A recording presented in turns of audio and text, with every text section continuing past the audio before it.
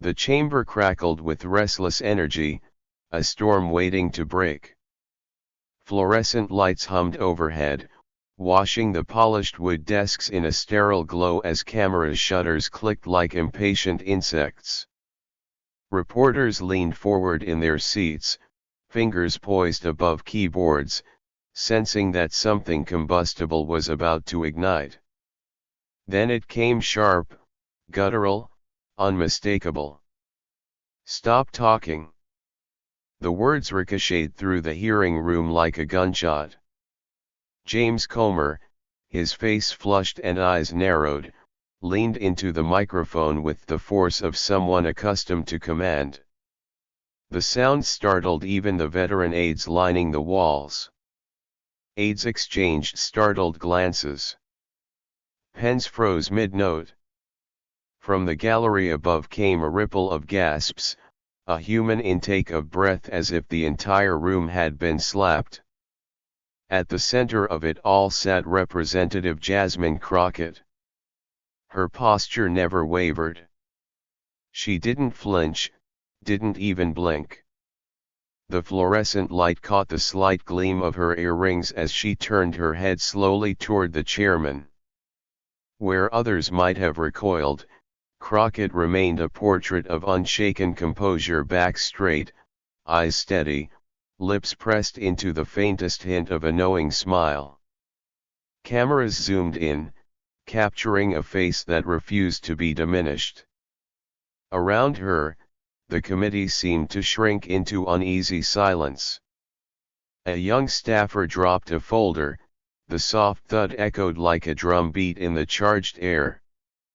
Comer adjusted his tie with a jerky tug, as if trying to reclaim authority that had already begun to slip through his fingers. Every second of silence stretched like a taut wire, each heartbeat daring someone to speak. Viewers watching the live stream felt the tension crawl through their screens. This was more than a procedural squabble, it was a challenge, a test of will, a clash between brute force and unyielding dignity. Crockett's calm gaze told a story all its own. She had faced louder bullies before, and she knew precisely when to strike. But no one inside that chamber could imagine the single sentence that would soon expose everything Comer tried to hide. Long before James Comer barked his command, the fuse for this moment had been burning for years. The 2025 political season loomed like a thundercloud, and the Republican majority entered the year with a swagger that came from decades of gerrymandered districts and deep-pocketed donors. Their message to the country was clear: the old guard still rules this House. But beneath the marble pillars of Congress, a different current was gathering, a wave of younger, bolder, more diverse leaders unwilling to bow to the old order. Representative Jasmine Crockett was one of its fiercest voices. For progressive women of color, Capitol Hill has never been neutral ground. It is an arena where their intelligence is questioned, their tone policed, and their very presence treated as provocation. Time and again, hearings meant to debate policy have instead turned into spectacles of condescension. From sharp-tongued interruptions to dismissive smirks, the pattern is as old as American politics. When women of color speak truth to power, power tries to talk over them. Comer's committee had become a showcase of that dynamic, a place where raised voices often replaced reasoned argument. As 2025 approached, the stakes rose even higher. With a presidential election around the corner and public opinion shifting on issues from immigration to economic justice, the GOP leadership sensed a threat. They knew that if representatives like Crockett could connect with the restless electorate, the old narrative of fear and division would begin to crumble. Silencing her wasn't just about winning a hearing, it was about controlling the future. That morning's hearing was supposed to be a routine review of oversight procedures, but the undercurrents were anything but routine. Conservative members arrived armed with talking points designed to paint progressives as reckless and unpatriotic. They expected sound bites they could feed to partisan outlets by nightfall. What they didn't expect was Crockett's quiet defiance, her refusal to play the role they had scripted. Comer's shout was more than a loss of composure, it was a reflex born of panic. His "stop talking" carried the weight of generations who have tried to drown out inconvenient voices. It echoed every boardroom dismissal, every classroom interruption, every moment when someone decided that power gives them the right to silence truth. To millions watching, it wasn't just Comer shouting at Crockett, it was the system shouting at anyone who dares to question it. And yet, in the charged silence that followed, Crockett's calm became its own declaration. She represented not only her district but every voter who has ever felt unheard. Her stillness said, "I will not be erased. I will not be bullied into silence." The audience at home could feel it. The stakes were no longer confined to that hearing room. This was a fight over who gets to speak for America's future. But what Crockett unleashed next would ripple far beyond Capitol Hill and into America's living rooms, challenging the very balance of power that Comer and his allies thought they could protect. To understand the thunderous command that echoed across the hearing room, you have to know the man behind it. James Comer did not rise to his chairmanship by accident. On paper, his resume gleams like polished brass: Kentucky farm roots, a degree in agriculture, years of service in the state legislature, and a steady climb through the ranks of national politics. To his supporters, he embodies the self-made public servant, disciplined, pragmatic, and steeped in small-town values. In interviews, he often leans on that narrative, smiling politely as he tells stories of hard work, family devotion, and a calling to protect the integrity of government. It is a portrait carefully framed for voters who crave steadiness in chaotic times. Yet behind the smile lies a very different picture. Comer has spent years perfecting the art of partisan theater, wielding committee hearings not as instruments of oversight but as stages for spectacle. He presents himself as a guardian of law and order, yet his investigations often veer toward political hit jobs dressed up as righteous inquiries. Whether launching probes into rival party figures without solid evidence or selectively leaking documents to sympathetic media, Comer has repeatedly blurred the line between watchdog and attack dog. Each move is calibrated for maximum soundbite potential, each headline a step toward bolstering his influence. The contradiction is striking. Publicly, Comer preaches civility and fairness. He begins hearings with solemn invocations of duty and the Constitution, inviting colleagues to set aside politics even as he sharpens his next partisan strike.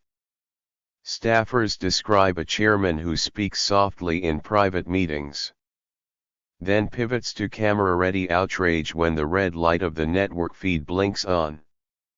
It's a duality that has served him well, the image of a reasonable Kentuckian standing guard over the nation's ethics, while quietly fanning the flames of division to energize his base. Comer's law and order rhetoric rings hollow when weighed against his own maneuvers. Critics point to moments when he has bent procedural rules to protect allies or delay uncomfortable testimony. He rails against government waste but defends subsidies that enrich powerful donors in his own state. He condemns political witch hunts while orchestrating hearings designed to smear opponents with innuendo. It is a dance of contradictions, preaching accountability while practicing selective outrage that allows him to claim the high ground even as he digs trenches in the mud. Perhaps most revealing is the subtle arrogance that underpins his demeanor. Comer rarely raises his voice until he does. Instead, he relies on a brand of procedural dominance that is quieter but no less sharp. He interrupts with points of order, couches insults in parliamentary language, and uses the gavel not just to maintain order but to remind everyone of his authority. To casual observers, it can look like mere efficiency. To those on the receiving end, it is a calculated performance of control. Each clipped sentence carries an unspoken message: I am the chairman, and I decide who speaks. That cultivated calm is precisely what made his eruption so telling. For years, Comer has built a reputation on being unflappable, the man who lets others lose their tempers while he remains above the fray. Allies cite it as proof of leadership, opponents see it as smugness masquerading as professionalism. Either way, the mask of civility has been his most powerful shield. It lets him strike without appearing to swing, to dominate while appearing merely diligent. But every shield has its weakness. Beneath the carefully measured tone lies a politician keenly aware of shifting tides. The demographic changes reshaping Congress, the rising influence of progressive women of color, the growing impatience of voters with old political games, all of it threatens the balance of power that has protected figures like Comer for decades. Each new face in the chamber is a reminder that the old playbook may no longer guarantee victory. And when the cameras are rolling, even the smallest crack in that facade can become a fissure. The confrontation with Jasmine Crockett was not just a spontaneous flare of temper, it was the culmination of years of tension between an entrenched system and the voices challenging it. Comer may have believed that seniority and a polished resume would always keep him one step ahead, that the gavel in his hand was enough to silence any dissent. But the calm defiance sitting across from him that day carried a different truth, a truth he could neither gavel away nor shout down. And just when Comer believed his seniority made him untouchable, a freshman congresswoman prepared to dismantle his shield. Before the cameras captured her serene stare across the committee table, before a single headline crowned her the breakout voice of the year, Jasmine Crockett had already lived a lifetime of battles that prepared her for this moment. Her story begins far from the marble halls of Congress. In a working-class neighborhood where the rhythms of everyday struggle taught her resilience long before politics called her name. Raised by parents who believed in the quiet power of service, Crockett learned early that dignity isn't granted from the top, it's defended from the ground up. Weekend food drives, late nights helping neighbors navigate housing forms, and endless community meetings became the forge where her commitment to justice was shaped. As a young law student, she gravitated toward cases others avoided, representing immigrant families terrified of deportation, standing beside tenants facing predatory landlords, and defending protesters whose only crime was demanding fairness. Her legal career was never about prestige, it was about impact. She took late-night calls from frantic clients, spent long hours translating legal jargon into plain speech, and often worked for little or no pay when the stakes demanded it. Each case deepened her understanding of how systems designed to protect can also oppress, and how a single determined advocate can pierce those walls. Her grassroots rise was anything but smooth. Running for local office meant knocking on doors in neighborhoods political consultants deemed low turnout, where residents had heard 1,000 promises and seen too few results. Crockett met skepticism with persistence. She listened more than she spoke, turning front porch conversations into policy priorities. Affordable housing wasn't an abstract talking point, it was the story of a grandmother evicted after decades in the same apartment.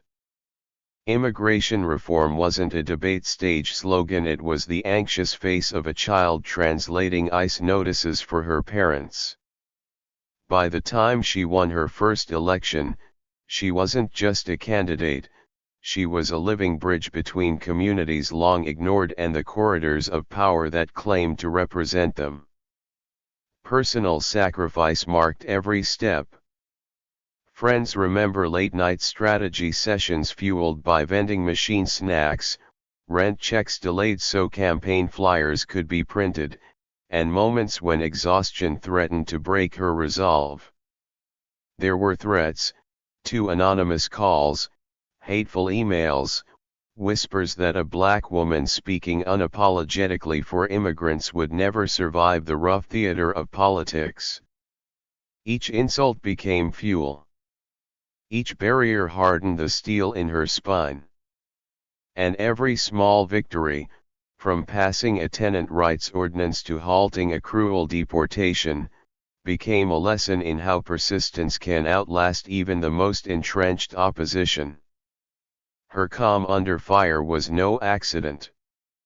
Years of courtroom cross-examinations had trained her to meet aggression with precision. She knew how to let an opponent's anger reveal its own weakness, how to use silence as a weapon sharper than any retort. When hecklers tried to rattle her at town halls, she responded with patient facts until their fury looked childish. When seasoned lawmakers dismissed her proposals as naive, she countered with data and human stories that left them fumbling for rebuttals. Each confrontation was another rehearsal for the day she would face the nation's most combative committee chair and refuse to be diminished. In Congress, Crockett carried those same immigrant-friendly policies and grassroots instincts into the national spotlight.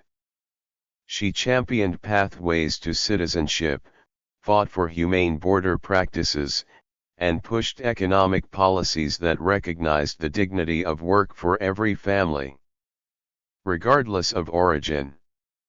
Colleagues described her as relentless yet collaborative, a freshman representative who read every briefing but never lost sight of the people behind the statistics. Her speeches wove together the language of law and the cadence of lived experience, reminding even hardened partisans that behind every vote were millions of human stakes. For the millions watching her ascent, immigrants seeking recognition, young activists tired of empty promises, women of color demanding respect, Crockett became more than a legislator. She was proof that the system could be confronted from within without surrendering the authenticity of the streets that raised her. Each committee meeting, each floor debate, each late-night strategy call carried the silent weight of those who had been told their voices didn't matter. She bore that weight not as a burden but as a badge of purpose. So when James Comer's voice thundered through the hearing room, demanding silence, Crockett's unshakable poise was the product of every sleepless night, every courtroom showdown, every door knocked in neighborhoods others ignored. She had faced bullies before, in boardrooms and back alleys, and learned that the surest way to disarm arrogance is to remain unshaken. The gavel's crack was just another noise to endure until truth could be spoken. Every hard-won battle sharpened the blade she was about to wield in this very hearing. The hearing room, already tense from the earlier eruption, seemed to shrink as James Comer leaned back toward the microphone, his jaw set with the determination of a man unwilling to yield. His voice cut through the layered chatter of aides and reporters like a blade. "Representative Crockett," he said with deliberate weight, This committee will not be hijacked by political grandstanding. I am instructing you again, stop talking until recognized. Each syllable landed like a gavel strike, calculated to reassert dominance. A collective breath rippled across the chamber. Cameras zoomed tighter. Staffers froze mid-note. Comer's seniority hung in the air like an invisible weapon, daring anyone to challenge the power of his chair. But Crockett, framed by the polished wood and flashing bulbs, did not flinch. Her expression remained steady, her hands resting lightly on the stack of documents before her. When she finally spoke, her voice carried the calm precision of a seasoned litigator, every word chosen to pierce rather than provoke. "Mr. Chairman," she began, her tone even but unmistakably firm, "with all due respect, the facts do not become less true simply because they inconvenience this committee." A low murmur swept through the gallery. Comer's eyes narrowed, but he said nothing. Crockett continued, laying out a series of methodical points, the procedural irregularities buried in Comer's own filings, the contradictory statements he'd made to the press just days earlier, the glaring gaps in the evidence he claimed was airtight. Each fact landed softly but struck with undeniable force, like pebbles creating widening circles in still water. Comer's response grew sharper. He interrupted, questioned her credentials, and accused her of reading from activist talking points.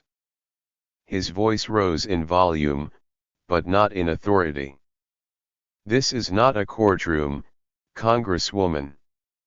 You don't get to filibuster your way to relevance." He expected the usual reaction, defensiveness, perhaps a stumble over words, but Crockett only tilted her head slightly, as if considering whether his bluster merited acknowledgement. Her reply was a master class in composure. "Respectfully, Mr. Chairman," she said, "my relevance comes from the people I represent, and their right to truth does not depend on your permission." Gasps echoed from the press section. Aides exchanged quick glances. Even a few of Comer's Republican colleagues shifted uneasily, sensing the balance of power slipping grain by grain. The duel tightened like a drawn bow. Comer tried procedural maneuvers, calling for a point of order, questioning the admissibility of her evidence, but each time Crockett countered with parliamentary knowledge that exposed his tactics as little more than delay. With every measured sentence, she reframed the confrontation not as a clash of personalities but as a test of democratic principle. The hearing was no longer just about the subject at hand, it had become a live referendum on whose voice gets to define the truth. Reporters in the gallery began typing furiously, their screens reflecting the glow of a moment too potent to ignore. Social media notifications buzzed in staffers' pockets. Hashtags like #Crockett vs Comer and #Truth on the Hill were already starting to appear in draft tweets, waiting for the next explosive line to send them viral. The audience outside the chamber, millions watching live streams and breaking news alerts, could feel the momentum shifting. Comer's face betrayed flashes of frustration he tried to mask with forced smiles. He leaned forward again, voice tight, repeating his demand for silence. But now the command sounded less like authority and more like desperation, a last attempt to control a narrative that was slipping through his fingers. Crockett paused, letting the silence stretch. The room seemed to hold its breath with her. Her eyes met Comer's across the expanse of polished wood, steady and unyielding, as if daring him to continue digging the hole he had begun. The atmosphere felt electric, every person present aware that the next exchange could define not just the hearing, but the public's understanding of who truly held the moral high ground. Then came the breathless pause before Crockett's ultimate strike. The room held its breath as Jasmine Crockett straightened her papers, the faint rustle amplified by the heavy silence. Her pause was deliberate, a surgeon's calm before the first precise incision. Then, with a voice that carried both warmth and unmistakable steel, she began. "Mr. Chairman," she said, meeting James Comer's stare without a flicker of hesitation, "I appreciate your concern for procedure. But procedure cannot outweigh truth. And truth cannot be shouted down." The first sentence landed like a quiet thunderclap. Reporters leaned forward. Aides instinctively raised their phones to capture every syllable. Comer opened his mouth as if to interrupt, but something in her steady cadence froze him mid-breath. Crockett continued, each word measured as if she were laying bricks into an unassailable wall. "You have repeatedly claimed that this committee seeks accountability. Yet when evidence contradicts the narrative you prefer, you dismiss it as distraction.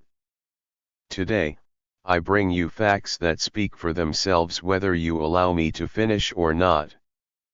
Gasps rippled through the gallery. The cameras caught Comer's jaw tightening, a telltale twitch betraying the storm behind his carefully arranged expression. Crockett did not raise her voice. She did not need to. Her calm delivery made every point feel heavier, as though gravity itself had chosen sides. She flipped to a page in her binder, the soft thump echoing in the tense chamber. "Let's begin with financial disclosures," she said. "In March, you assured this body that your oversight would be impartial. Yet public records show donations from the very corporations under investigation flowing directly into your campaign accounts. Do you dispute these filings?" Comer blinked, lips pressed thin. No words came. The silence stretched, thick and undeniable. Online, the moment exploded in real time. #CrockettCom trended within minutes. Memes of Comer's frozen expression captioned "Chairman on mute" flooded Twitter and Instagram. Commentators posted side-by-side clips of Comer's earlier bravado and his current speechlessness, the contrast impossible to ignore. Inside the chamber, Crockett pressed on, her voice a steady current carrying the audience with her. "You warned this committee against so-called grandstanding," she said, "but Americans deserve to know whether those warnings were meant to shield truth or to protect power. Which is it, Mr. Chairman?" The question hung in the air, sharp as broken glass. Comer adjusted his microphone, cleared his throat, and offered a half-formed procedural objection. But his usual confidence faltered, the words coming out softer than intended, like a balloon losing air. Crockett nodded slightly, acknowledging the attempt without yielding an inch. "Respectfully, sir," she said, "your discomfort is not grounds for silence. The people who sent me here expect answers, not theatrics." A murmur of agreement rolled through the press rows, faint but unmistakable. Her next move was surgical. She recited specific dates and quotes from Comer's own press conferences, each one contradicting the other. "March 12, she said, eyes fixed on him, "you claimed the evidence was clear and indisputable. 2 weeks later, you told Fox News the investigation was ongoing and uncertain. Which statement should the American people believe?" Comer shifted in his chair, gripping the edge of the table.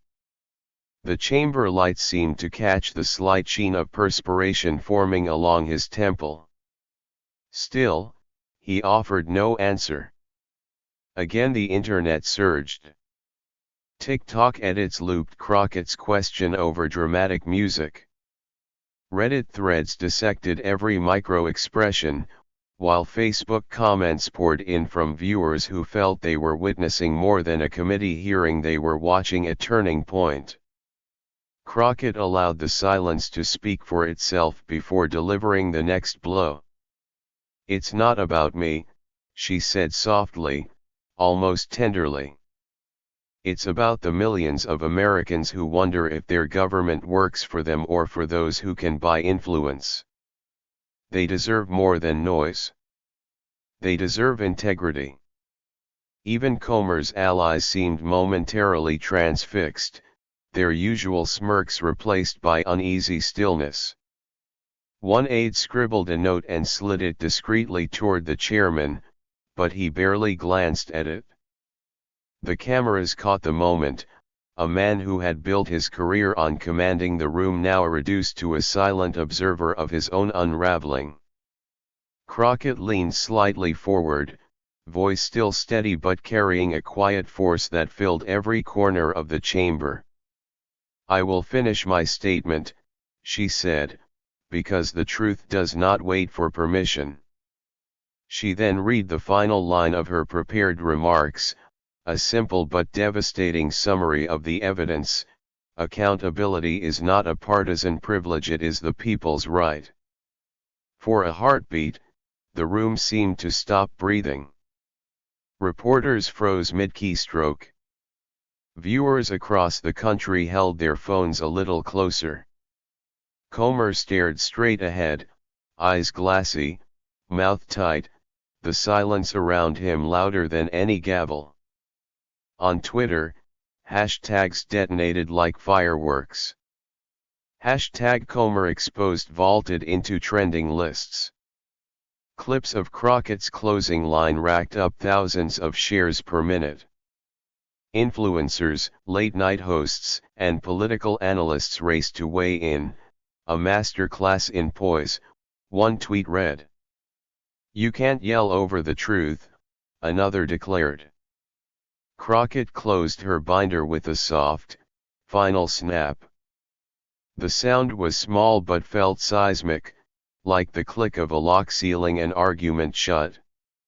She offered no triumphant grin, only a measured nod to the committee and a glance toward the watching cameras as if to say the real verdict belonged to the public, not the politicians in the room. Comer sat motionless, the authority he had wielded so confidently now hollow against the weight of her composure. The chairman's gavel remained untouched, his options reduced to silence. By the time her final sentence echoed across the chamber, the power dynamic had flipped completely. The instant Jasmine Crockett's final words faded into the hushed chamber, the outside world erupted. Smartphones buzzed like a swarm of restless bees as the clip of her quiet dismantling of Chairman James Comer leapt from committee cameras to every corner of the internet.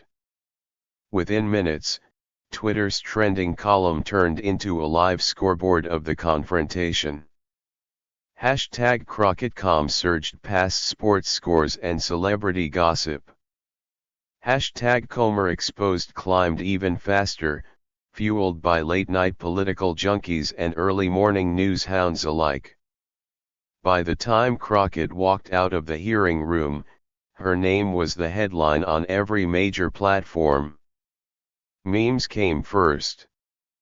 TikTok loops slowed the moment of Comer's speechless pause to half-speed, overlaying dramatic music and captions like "When the receipts are too loud to shout down."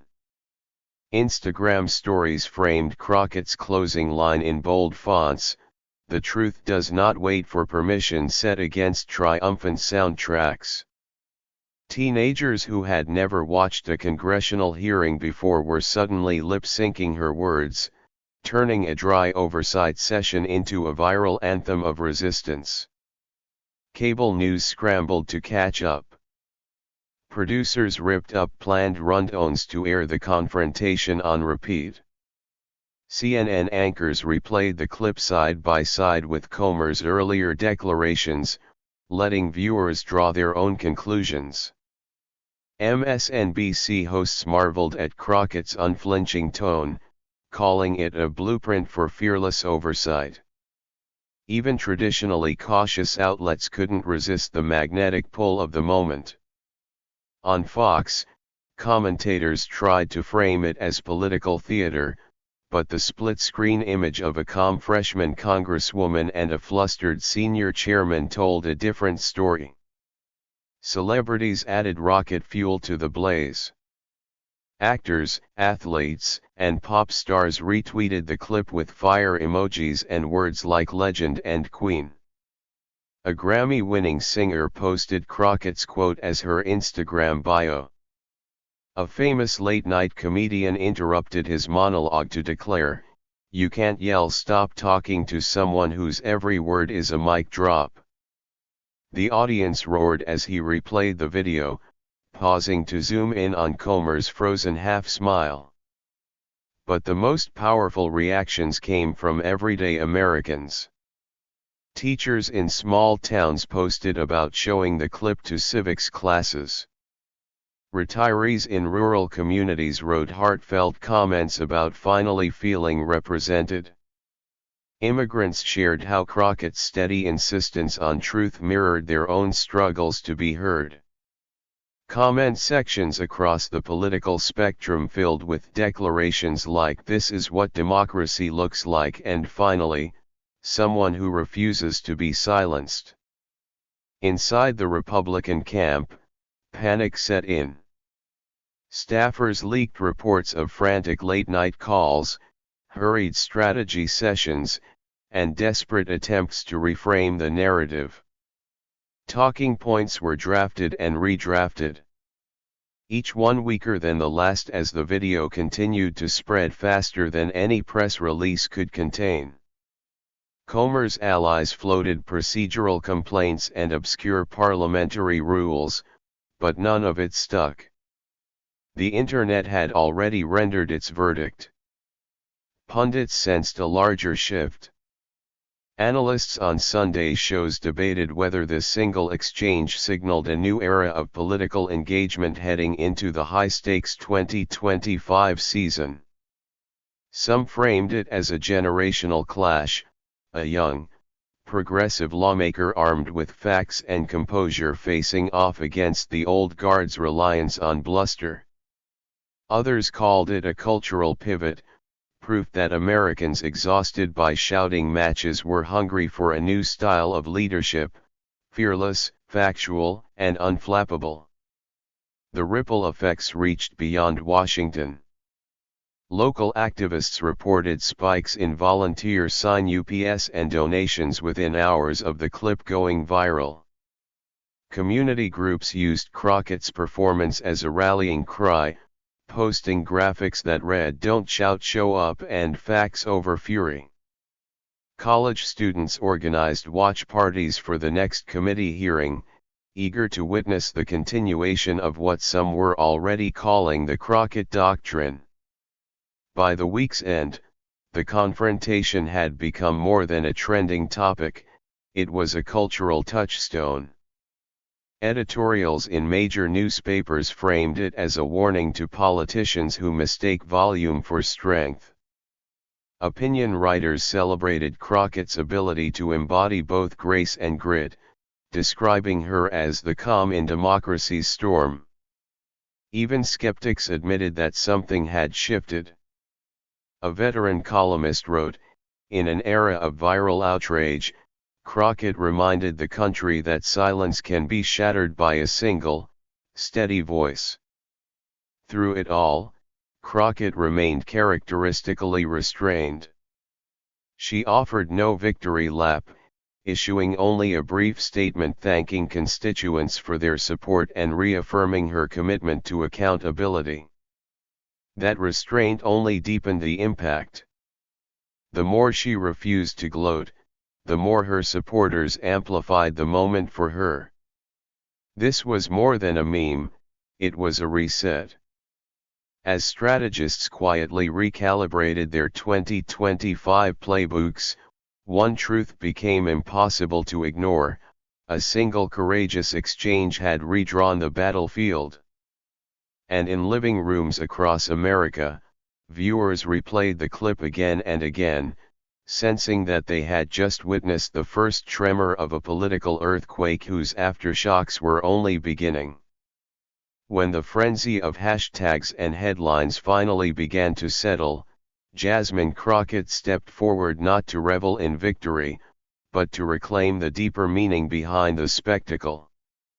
In a brief but deliberate address to local reporters, she made no mention of Comer by name. Instead, she spoke of values that tower above any single hearing or political season. "This was never about me," she began, her voice steady but warm. "It was about the principle that truth does not need permission to be heard. It belongs to every American, no matter where they come from, no matter who tries to drown it out." Her words reframed the clash from a petty power struggle into a lesson on dignity.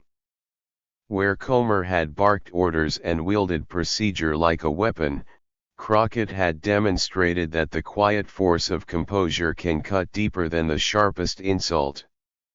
She told the crowd that real leadership is not measured in decibels or titles but in the willingness to listen, to endure, and to stand firm when it would be easier to lash out. "Ego is loud," she said softly, "but dignity speaks in a frequency that carries further." Commentators quickly recognized the pivot. What had begun as a viral showdown was becoming a meditation on the very health of democracy. Crockett urged Americans not to see the hearing as a distant skirmish confined to marble halls, but as a mirror of their own everyday struggles: students challenging unfair school policies, workers demanding fair wages, immigrants standing before bureaucracies that tell them to wait their turn. "The fight for truth," she reminded them, "doesn't only happen under television lights. It happens in classrooms, at dinner tables, at ballot boxes, and in conversations with neighbors." She made it clear that her calm that day was not an accident, nor a gift of temperament alone, but the product of preparation, community, and a belief that accountability is a shared responsibility. "Civic courage," she said, "isn't something we watch on screens. It's something we practice, one choice at a time." Her challenge to viewers was subtle yet unmistakable: do not mistake admiration for action. Applause is fleeting, participation endures. The audience both in the room and across the nation heard an invitation rather than a lecture. Crockett's story became a vessel for their own. A young teacher in Texas posted that she felt emboldened to speak at the next school board meeting. A retiree in Ohio wrote that he would volunteer for a local campaign for the first time in decades. Small gestures, perhaps, but multiplied across millions of lives, they hinted at the quiet revolution Crockett had invoked. Even some conservatives, while disagreeing with her politics, acknowledged the power of her example. Editorials noted that she modeled a kind of patriotism rooted not in flags or slogans but in the democratic virtues of reason and restraint. In an era addicted to outrage, her refusal to match Comer's volume became an act of defiance more radical than any shouted retort.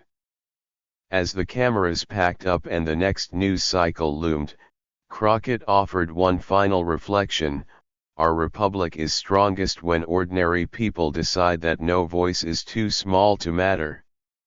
If one calm voice in a crowded chamber can pierce the noise of power, imagine what millions of voices, steady and unafraid, can do for the future of this country. Her words lingered long after the microphones clicked off.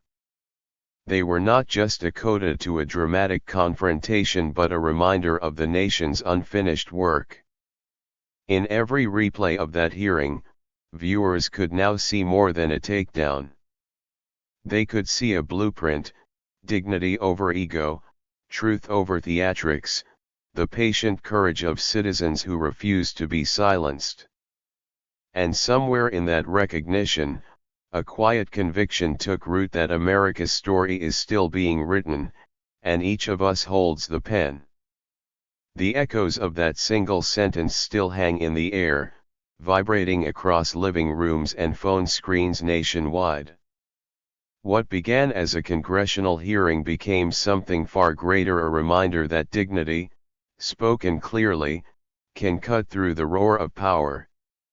You've now witnessed the moment that shouted "Stop talking," into a rallying cry for every American who refuses to be muted.